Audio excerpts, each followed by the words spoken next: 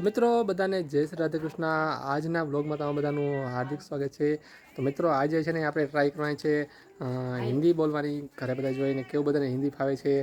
ઓહો कैसे हो कैसे हो अच्छा हूँ।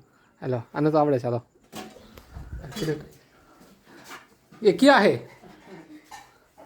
हिंदी बोलो ना ये क्या है ए है धनिया। अबे मम्मी ने बात आप क्या कर रहे हो आप क्या कर रहे हो हिंदी में बोल जो बोलो आप क्या कर रहे हो साग बनावे रे एम के साग बना रही हूँ।